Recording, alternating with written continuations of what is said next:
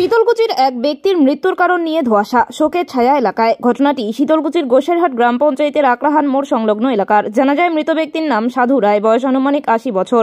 স্থানীয় সূত্রে জানা যায় ওই বৃদ্ধের সঙ্গে তার ছেলের বনিবনা হতো না, মাঝে মধ্যেই ঝগড়া লেগে থাকতো। গতকালও সেরকম ঘটনা ঘটেছে। জানা যায় ওই বৃদ্ধ প্রতিদিন সকালবেলা উঠে, কিন্তু আজকে সকালবেলা না ওঠায় কৌতূহলী হয়ে ওঠে এলাকার মানুষেরা। বাড়ির সামনে রাস্তায় ভিড় জমায় সকলে। কোনোভাবে ঘরে তাকাতেই দেখতে পারে বিছানায় শুয়ে রয়েছে ওই বৃদ্ধ।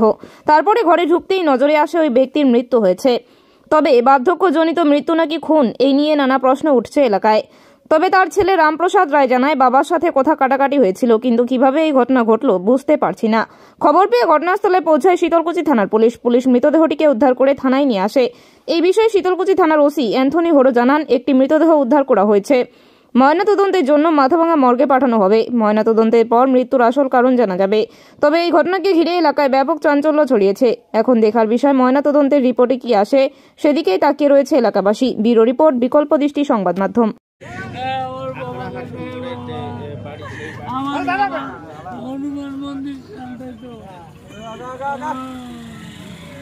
কি ঘটেছিল এই বিষয়টা নিয়ে জানতে পারলেন?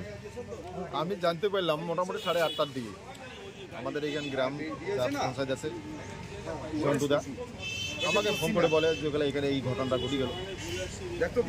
ঘটনার সম্পর্কে কি জানতে পারলেন? ঘটনার সম্পর্কে ওরা বাড়ির ফ্যামিলিতে ক্যাসাল প্রায় লাগিয়ে বাপ বেটা, কিন্তু আমরা ক্যাসালটা মিটি দিই। কিন্তু পাড়ার প্রতিবেশী এটা নিয়ে কিন্তু অনেকটা ইয়া ছিল যে পাড়ায় যে মানে ওরা তো একটা মদ বেচায়, ওটা তো একটা ব্যাপার আলাদা আছে। কিন্তু আজকে যে এই ঘটনাটা ঘটবে, কিভাবে ঘটলো এই বিষয়টা কিন্তু আমাদের ভালোভাবে জানা নেই। কিন্তু ও বুড়া সকালবেলা কিন্তু মোটামুটি 5টার দিকে ওঠে রাস্তা করে। যখন ওরা ওঠে না, তারা প্রতিবেশী দেখে যেগুলো বুড়াটা উঠছে না কেন। তারপরে পাড়ার প্রতিবেশী জমি গেছে, জমিয়ে দেখে এক ভাঙা আছে, মানে মানে ইয়ের বেড়া, তার ভাঙা দিয়ে দেখে যে বিছানায় শুয়েই আছে, কিন্তু পরিষ্কার দেখা যায় না যে লোকটা কি অবস্থায় আছে। পরে নাকি ওই কাপাটের মধ্যে একটা ঠ্যাঙা দেওয়া আছে, ঠ্যাঙাটা সরে দেখে ও সে মারা গেছে। এইটুকুই আমরা জানি। মানে বাবা ছেলের বনিবনা ছিল না? ছিল না। ওনার কয় ছেলে? আমি তো এক ছেলেকে দেখি, 2 ছেলে 1 মেয়ে। না না না, ওই বিষয়টা আমাদের ফোন করার আমার তো ইয়ে দেখি না, সে ভালো অবস্থায় ছিল। আমার আমি তো প্রধান সাহেব। নামটা বলবেন? কনকচন্দ্র বর্মা। কোনো কথা হয় নাই। আমি পরিষ্কার বলছি যে 2 ভাইয়ের সংসার তুমি নষ্ট করছো, কিন্তু তুমি বাবা হিসেবে বাবা কেমন বাবা তুমি 2 ভাইয়ের সংসার নষ্ট করে দিচ্ছ। তোমার কালকে রাত্রে নাকি মারধর হয়েছে এখানে? না, কোনো মারধর হয়নি। তোমার প্রতিবেশীরা বলতেছে না, এরা প্রতিবেশীরা চাচ্ছে যে আমি এখান থেকে উচ্ছেদ হয়ে যাই। এই পাড়া প্রতিবেশী সবাই চাচ্ছে। এই আব্দুল মিয়ার নামে আমি একটা বড় প্রতিবন্ধী এবং আমি একটা বড় ধরনের কেস মোকদ্দমা চলতেছি। এই যে আমার বাড়ির প্রতিবেশী, আমার পাশের বাড়ি সম্পত্তি, আমার সম্পত্তি। কিভাবে মারা গেল তোমার বাবা?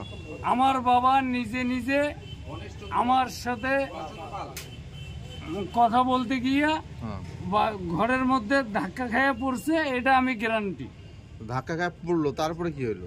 আর তারপরে আমার বাবার সাথে আমি কোনোদিনও রিলেটিভও নাই, আমার বাবার সাথে আমার কোনো অ্যাডজাস্টও নাই। মানে তুমি ধাক্কা দিলে তখন পড়লো তোমার বাবা? না, আমি ধাক্কা দেইনি। কে ধাক্কা দিল? মানে আমার সাথে কথা বলতে গিয়া উনি নিজের ঘরে নিজে আইসিয়া ঘরে ঢুকলো। পরে বিছানায় কিভাবে শুলো? তুমি শুয়ে দিলে? না, আমি শুয়ে দেইনি। এটা আমি মরা মায়ের দিব্যি, এবং আমার 4-5টা আমার 4টে বাচ্চা আছে।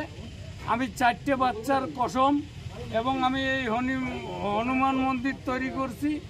আমি এই হনুমান মন্দিরের কসম চেয়ে বলি যে আমি আমার পিতাকে মারিনি। বিছানায় উনি নিজেই শুয়েছে। কটা নাগাদ এই ঘটনাটা ঘটে আপনার সাথে? আমার সাথে যে ঘটনাটা ঘটে সেই ঘটনাটা হচ্ছে রাত্রি মিনিমাম 10টা সাড়ে 10টার সময়। আচ্ছা কি নাম তোর নাম কি তোমার? আমার নাম হচ্ছে রামপ্রসাদ রায়, বাবার নাম? বাবার নাম হচ্ছে সাধু রায়। আপনি কালকে বাড়িতে ছিলেন না রাত্রিবেলা? না, আমি 12টার পরে ছিলাম। কোথায় গেছেন? আমি হোম ডেলিভারি করি। ড্রাইভার কে আছে? আমি সব সময় হোম ডেলিভারি করে বাইরে হই। আমি হোম ডেলিভারিতে বাইরে হই। আমি হোম ডেলিভারিতে বাইরে হয়ে গেছি।